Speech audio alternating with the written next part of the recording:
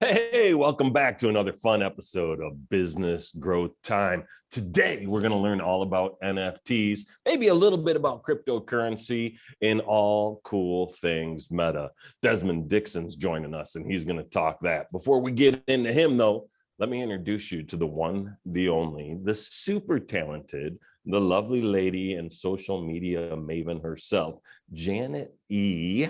Johnson, where I think the E has to stand for effervescence today, I because swear, I think you've used that word before. I might have, because we might have talked about it. Well, you're bubbly, Desmond's bubbly. I think I'm feeling a little overly bubbly. Could be the emergency that I've been taking. I could have used emergency. Emergency. Damn it, that's Exactly. good stuff.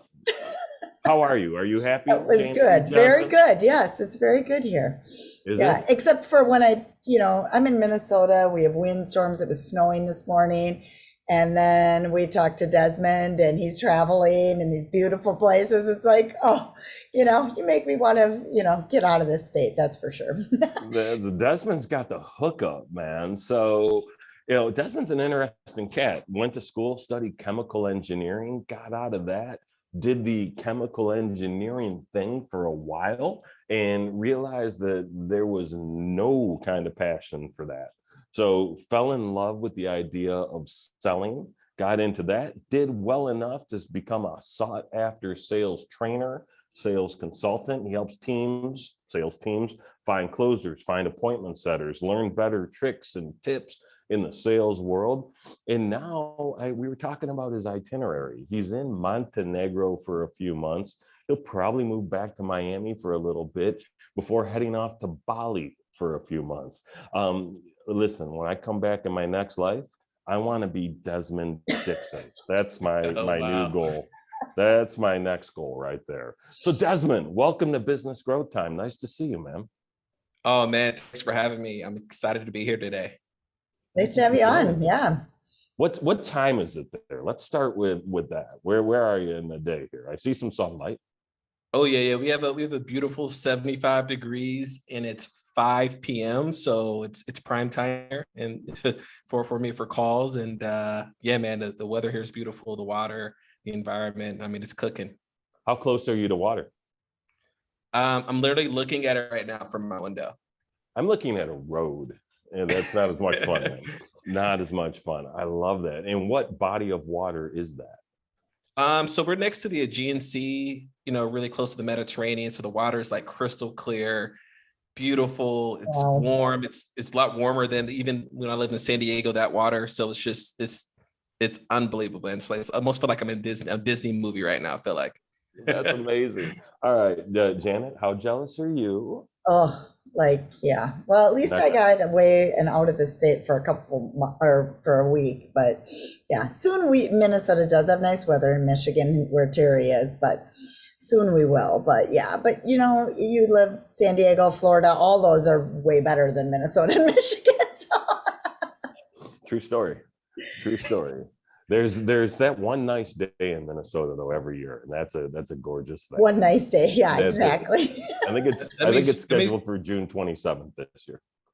Yeah, that means you just have to like hang out outside all day, right? Just Yep. You know what? You get a lot of work done when it's not so nice. But that's one perk to not having nice weather. That's awesome.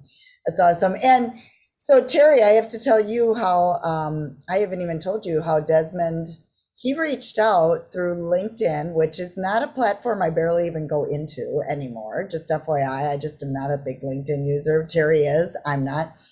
And I don't know.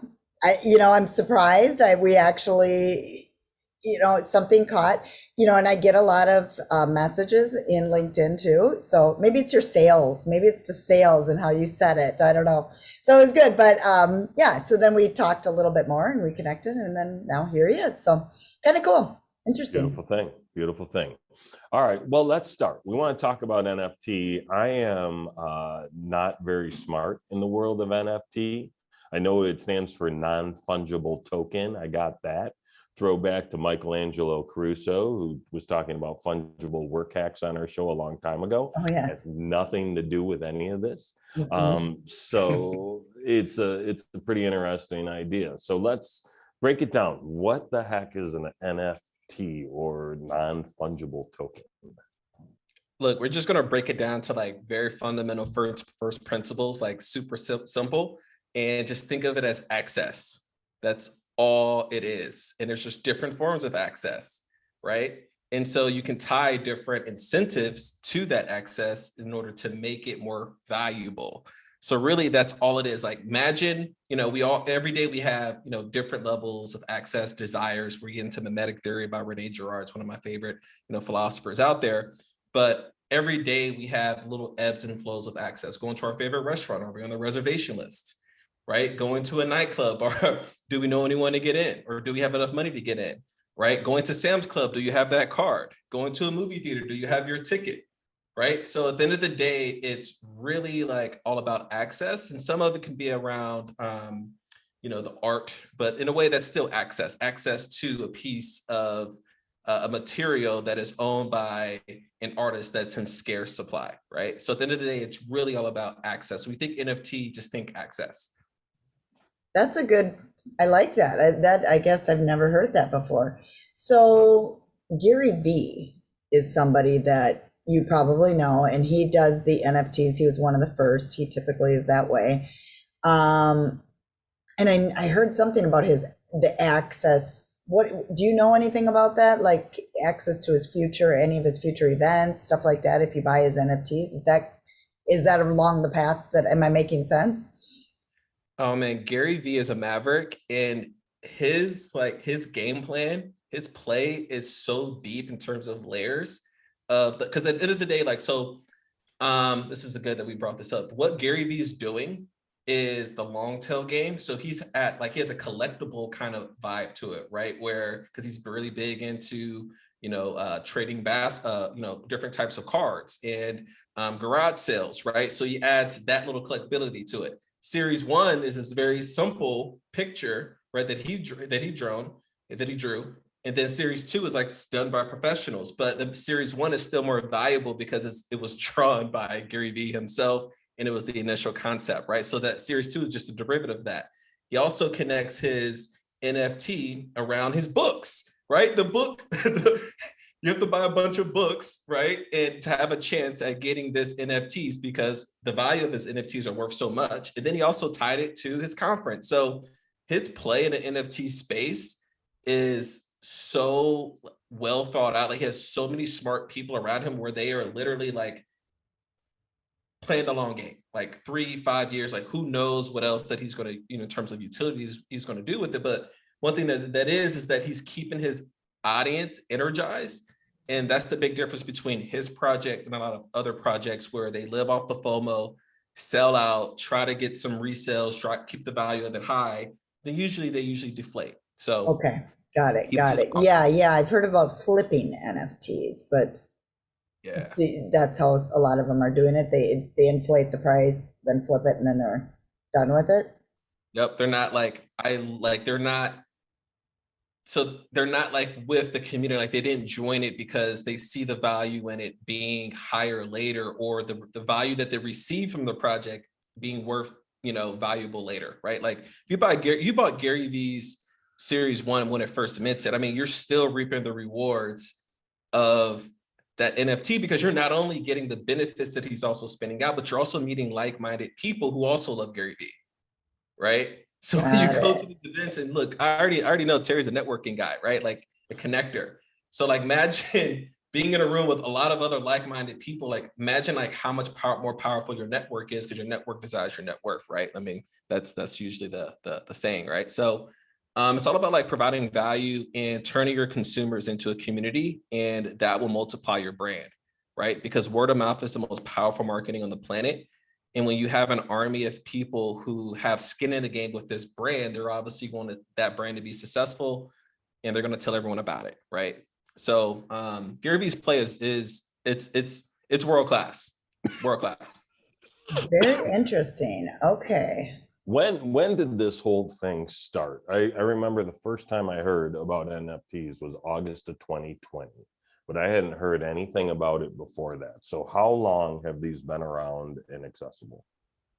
Okay, so something that's I want to get like super clear is, to a certain degree, NFTs have been around since the 90s, because when you play video games, you can like make purchases to, for accessories or access, right? Like, it's not that the concept of it isn't brand new. It's just it's branded differently in a very exciting way, and the access for other people to get involved and create different applications for it was just recent.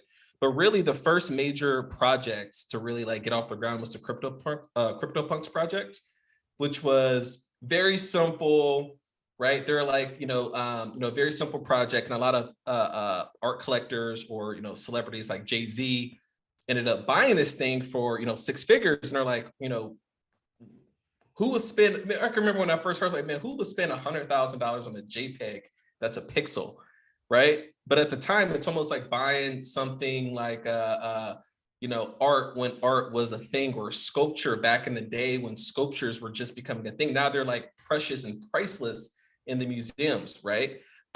So they've always been around, but really didn't catch on until the CryptoPunks wave came, right? When a lot of celebrities start pouring in.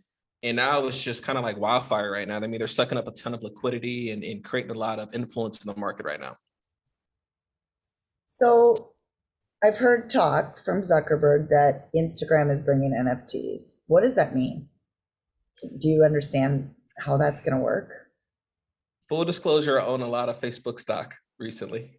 And I still believe that there's a huge mistrust factor with Facebook, right? So a lot of people with influence I don't see them, there's a lot of moral things going on between like Facebook and Instagram, right? With people in the tech community, right? Like the engineers, the people who actually build products and things like that. So I think they're going to have a hard time really creating some traction in the metaverse or NFTs in general. I see players more like Coinbase making a bigger leap, because Coinbase has a ton of people, like millions of people who have a wallet, and they provide so much dedication to education and like safety and security. And so they have a lot of trust with all their users that they will probably be more successful with their NFT launch, which I think is going to be more of a social media platform than it is anything else. Because right now in the NFT space, this is just some game for people to see where the ball's going. Right now, the big issue is security. So scams, right? Obviously, there's scammers everywhere, right? I mean, Bernie Madoff, someone in San Diego, that a lady in San Diego pretty recently ripped off banks, right? Like scams happen everywhere. However, the Discords, and there's so many different applications. It's not really a consolidation of technology where people can trust and be safe and participate. And I think that, that's the opportunity that Coinbase has. And so I see them actually I see them more as a leader than I do Facebook in terms of NFTs. Like, I won't take them seriously, to be honest, right? Unless they come out with something revolutionary. Well, you nailed it with that trust, right? When all of a sudden you're putting money into something, you've got to have that. That's like you talked about first principles. That's like the absolute foundation. So that's an interesting take. For what it's worth, CryptoPunks launched in June of 2017. So if you're saying that was when it started, when it started gaining momentum, I guess it was June of 17. So that's kind of fun. Wow. Where have we been? Listen, man, you're in the digital space. I expect you to know these things. I know.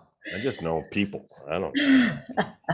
That's really, really cool. So what do you see happening moving forward? And is it too late to get on the bus? Are we at the early phase of the bus? Where are we?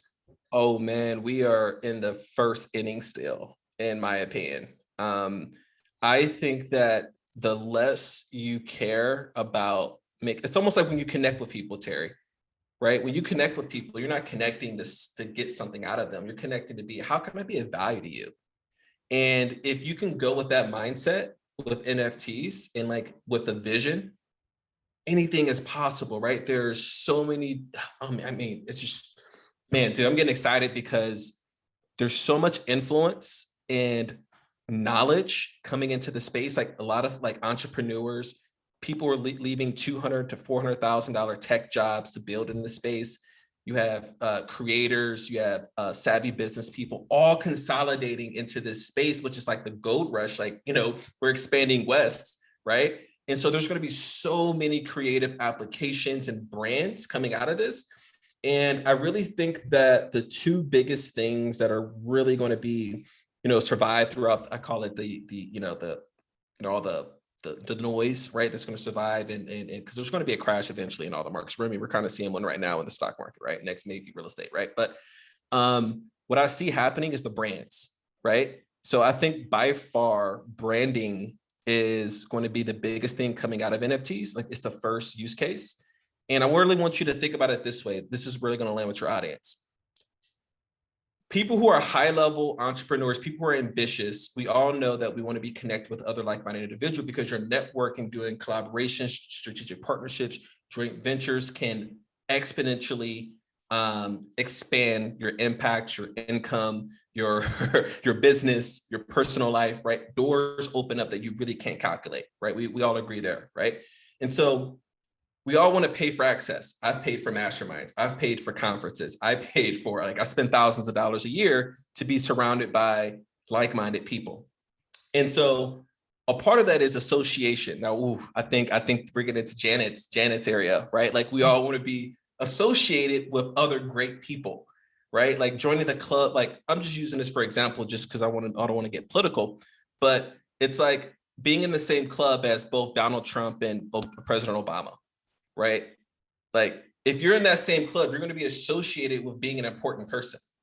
So as all of these important people, as we're seeing, I'm all about following the money, man, and following the influence. All of these influential people are building brands in this space, and then they're democratizing the access to this brand by being an owner of this brand. So if I buy a NFT in this 100,000 collection, right? And I know that out of 100,000, 60,000 of these people are super influential, doing great things in the world. I'm automatically going to be associated with being an influential person from people who maybe don't know me, but they see that I also am a part of this club, right? So it's like the golf course, right? Like, some people don't even know how to golf, but they're paying the access to get into being country club, right? I mean, there's tons of different clubs, VIP clubs, right? that you guys might be a part of as well, because we want to be associated with those people. We want to have access to that brand. Same thing with the receipts, man. So I think receipts and I think branding are big. So one thing that's super cool, man, that really, this is what really got me into NFTs. This is what got me excited, was everyone wants to like stunt their Lamborghinis, right? Or what they have, their house, the vacation that they're on, the places that they are, right? It's the Instagram thing, right? Now you can flex without showing off your Lamborghini. Like, people can go into your wallet and see that, oh, wow, you have Gucci Lambo ticket to the Fiji. Like, you can show your you can flex without flexing, right? With your wallet, right? Because flexing, now this goes back to mimetic design. I think the audience, if you really want to understand like human behavior, I think reading a lot about Rene Girard, mimetic theory, I highly recommend it, because we all have desires at the end of the day, and we all want to be associated with great people. So I think the receipts and the branding is the big thing, because we all, once again, we all want what other people have to a certain degree, right? Like, we chase after those same things. So that's where I see the ball rolling, and it's happening in plain sight. I mean, Snoop Dogg, all these great people are moving to the space. They're not doing it because of charity. They're doing it because they see where the ball is moving. That's interesting. That's an interesting way to look at it. Explain to me then the apes. Like these ape things that everybody's doing. The apes. Aren't they apes? The crazy NFT apes that are everywhere. Do you know? That's probably that's probably the one project I regret not buying. I was like, I'm not going to spend, at the time it was a mutant ape. I was like, I don't want to spend 20 grand on this thing, or I think it was like 20 or 18 grand. And, now it's, I haven't checked the floor price yet, but they're obviously worth a lot more than that. And what's crazy about that is FOMO, right? I think a lot of FOMO drove the price up for it. I mean, because you have a lot of people with FU money buying these kind of things and, you know, and flipping it and all this kind of stuff. I think the flippers really drove up the price with the FOMO, but Sure. the branding, man, I think that's the biggest thing. Once again, we're back at branding. What's the access with the apes, or isn't there any? Like, because you mentioned going back to access, so I'm curious, like, what is this? What is it? You get a ticket to the party. They throw an event. So Okay. you meet other apes. You know, everyone in there is balling because you have to pay a certain amount of money to get into this party. Also, I think Terry's gonna love this part. In connecting, 1 + 1 can equal 100, right? As weird as that sounds.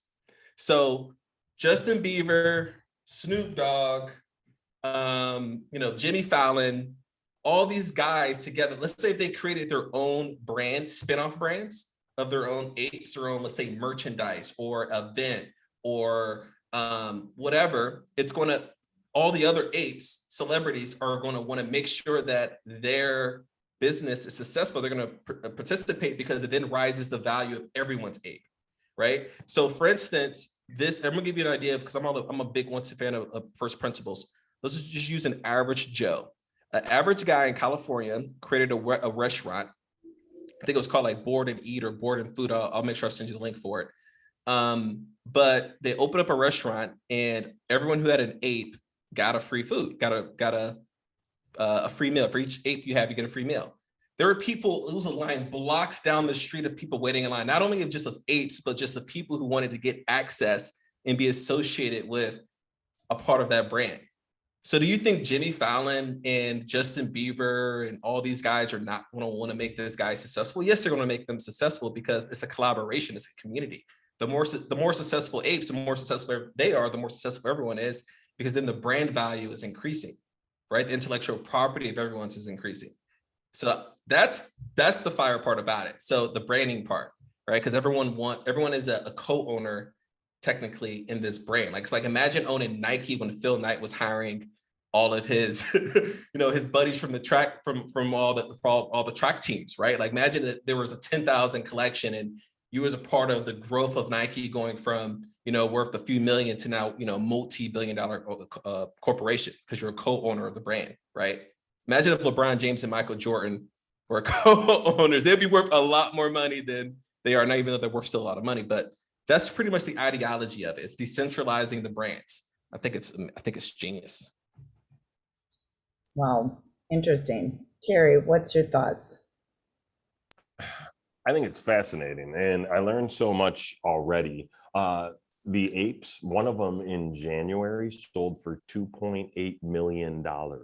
Wait, what now? On average, they're 722,000. Come on, man. They're not that bored looking. So here's what I want to know, Desmond. How did Janet and I, or people in the audience who we call Ernie, how does Ernie just set up their own NFT and go nuts? Is that a thing?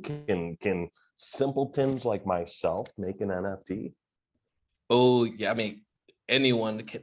My grandmother can do it. I mean, there's so many different, like, it just really depends on the ecosystem, right? So like get back to brand, like you have Ethereum, and then really Solana's the only other one. There's obviously Polygon and all these other coins with their own NFT ecosystem.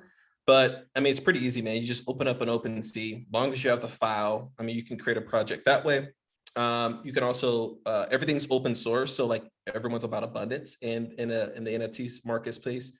So you don't need to be you should probably have a developer work with like on contract, to be honest, at least make sure that you don't get scammed or, you have loopholes where you hurt people that you're doing this NFT with. Cause I think protecting your reputation is more important than trying to make a buck, because reputation is more expensive to earn back. So you just got to set up a smart contract. You upload a file and a developer they press a button and there's some randomization associated with it, with the traits. So you don't even know, like some projects, they don't even know what they're going to look like until they're minted, because they just upload, all these different traits. And then the computer algorithm creates puts these traits together and creates a 10,000 or 5,000 or 1,000, whatever it is, a randomized collection. Now, there's some collections that do 1 of 1, which I'm a big fan of, which I'm actually going to start investing more into, where it's almost like you're buying an art piece, right? So there's a guy named Drift where he does photography, right? He's a photographer. And he goes to these crazy high buildings and he has these vans. It's called Where's My Vans? And he's at like 70, 60 stories up at nighttime, taking pictures with his feet dangling off of these buildings. And it's just these amazing, amazing shots, but he's doing 1 of 1 art, right? So those things are being treated like art because they think that that artist is going to, value is going to appreciate over time. And that's why Gary Vee and a bunch of other, people support him. And he has a story around it. Like every artist has a story, right? They just don't have a story. They have a story around their art because he, left out of jail. And, there's a story around like he went to art other than like in the streets and all these kind of stuff. So everyone can do it.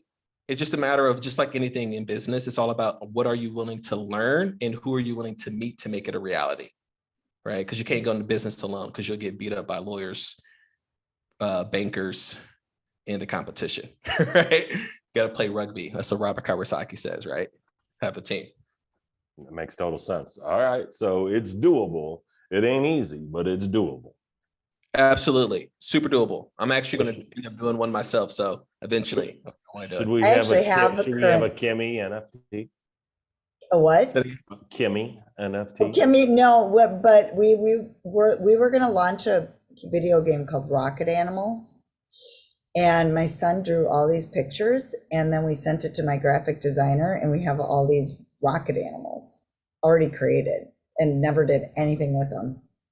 Don't know what I can do with it, but I've thought about it. I'm like, I already have these crazy, weird looking things that I think we have like 4 only, but I mean, yeah, weird. But so it was an actual drawing of his, and then we gave it to Carlos, Carlos Terry, my graphic guy, and he made it into a JPEG. So weird, but honestly, I have to dig up the files. It was from like 5-6 years ago. It was a while. So.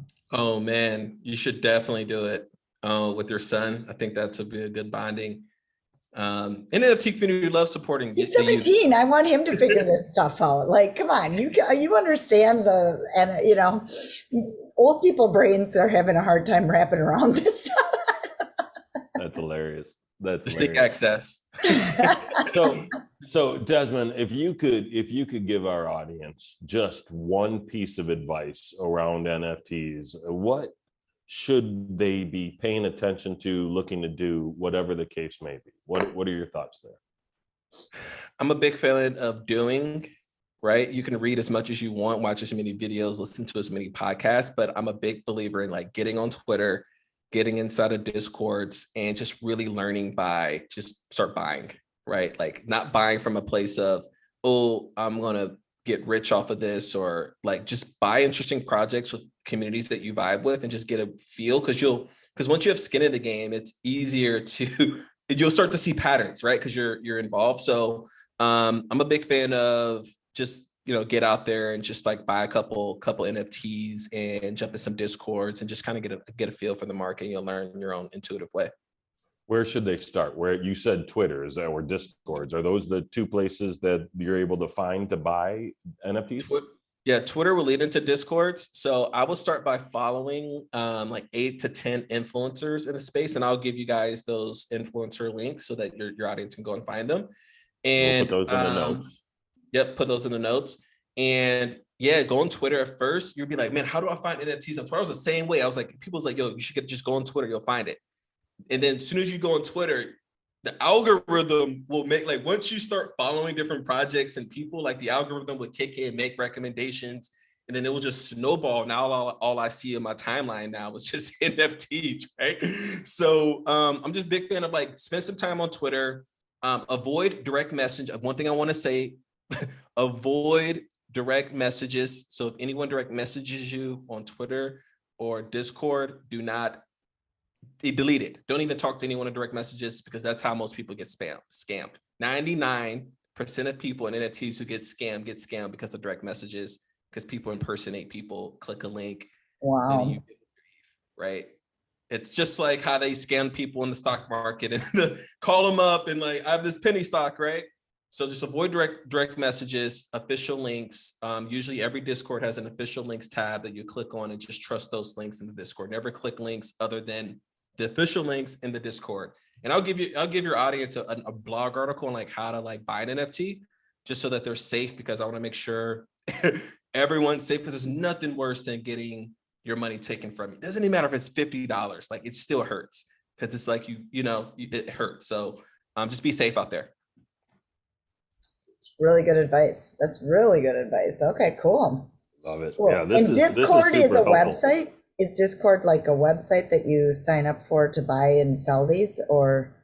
So think of it as Slack. So it's like Slack for the NFT community. Got it. Yeah, decent. Yeah, Okay. it's the version of Slack. But I mean, Discord's for all kinds. It's like a big chat room for all kinds of different topics, right? So you just get a vibe for the Janet. I know something Janet doesn't know. Yeah, you just great. get the vibe of the communities, right? So like, for instance, there's women projects, and there's different kind of women projects, right? There's different kind of monkey projects. Yeah. I saw somebody was buying the woman project that just came out. I saw that in the NFTs. And then the one that is interesting to me, I know the guy Joe Paluzzi, Pulizzi with Content Marketing World. He has something around NFTs for access to his, content and that kind of thing. So don't know enough about it, but that's something that is kind of in my space, the social media space. So yeah, it sounds like there's NFTs for everything. One more question I have for you, and then we should probably get this closed up. I saw an NFT house for sale. Like, how does that work? The first NFT house in Florida went for sale. Like, I don't get it. That I'm a little lost on. So think of it as like a receipt or title, right? So, okay, so this might land. So I'll just use another example, because I mean, there's so many different crypto applications for real estate, because it's a huge administrative task. I mean, I'm in real estate, so I get it, like going through escrow, and I mean, it's a spaghetti fest. I mean, it can be innovative. I think that's going to be an area blockchain innovates first. But I'll give you an example so that it's simplified. So it's like a receipt, right? Or an art. So imagine you buy an art piece in real life, and then you get the representation of that art as an NFT as the owner on the blockchain. So you know that you've owned that piece of art, and when you sell it to someone else, they know that it came from the original source because it's on the blockchain. So in terms of like housing, those people just probably did it just to do it, to say that for PR, right, purposes. But in terms of in the housing space, I could see NFTs really helping the title claim area. Like, people who say they have a claim on your title for your property, because you have title, you have to buy title insurance during the purchasing process to make sure that no one else has claim or a lien against that property. So I can see the NFTs coming in to show you on the blockchain, where we don't have to waste $1,000 on title insurance or something. We can just look on the blockchain and see who has claim to the property or not. And that can affect your decision to purchase or negotiate a lower price, because you might have to pay off a lien on the property, right? So they probably did it more for PR, but there is a ton of application for the blockchain for housing, because there's so many redundancies, and it's really like, I hate to say it's stupid, like the administrative process for it. I mean, it's going to be, someone's going to come in and innovate and blow it up. So I'm excited to see that. Interesting. Very cool. Yeah.